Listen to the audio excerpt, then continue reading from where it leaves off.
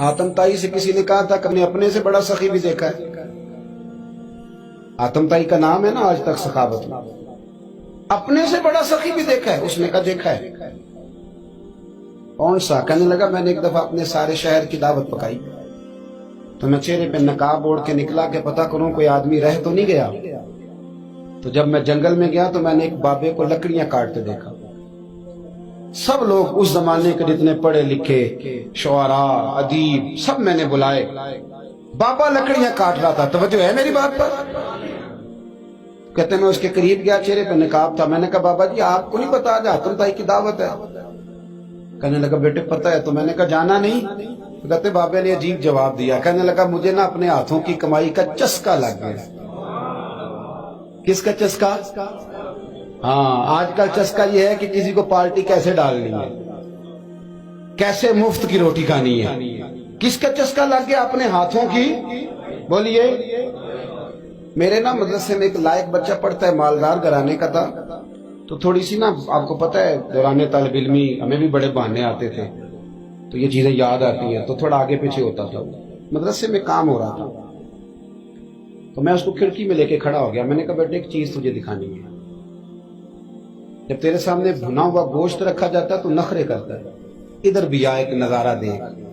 मजदूर ना सवेरे 2 रोटियों के बीच अचार रख के लाता है, और जब वो दोपहर को खाने लगता है ना मेरे भाई, तो वो अचार उसकी रोटियों को भी लग जाता है, पोने को भी लग जाता है।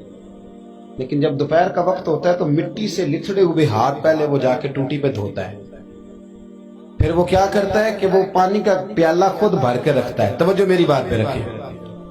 फिर वो जमीन पे बैठता है और जब वो पोना खोलता है ना, कभी उसे खाते हुए देखो, यूं महसूस होता है कि दुनिया की सारी नेमतें इसके सामने पड़ी हुई। और टेबल पर बैठकर 22,000 की रोटी खाने वाले इतना शुक्र अदा नहीं करते जितना वो बंदा शुक्रिया अदा करता। या अल्लाह तेरा शुक्र है, या अल्लाह तेरा शुक्र है। और उनको लफ्ज नहीं सीधे पढ़ने आते, वैसे भी लफ्ज तासीर से बनते हैं, तलफ्फुज से नहीं। अहले दिल आज भी हैं अहले जुबान से आगे।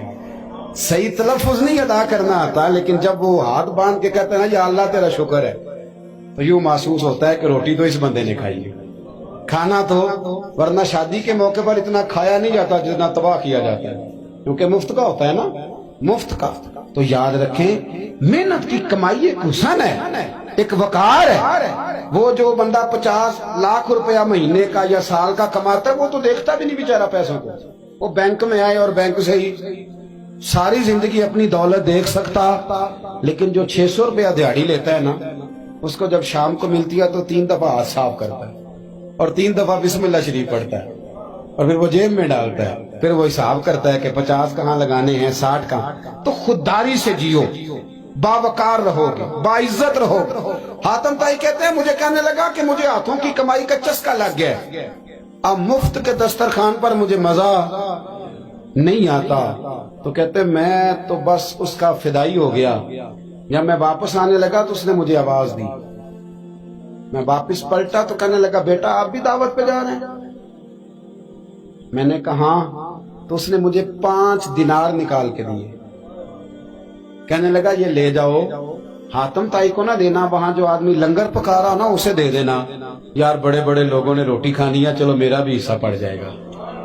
तो हातम ताई कहते मैं घोड़े से गिर गया, चेहरे से कपड़ा उठाया।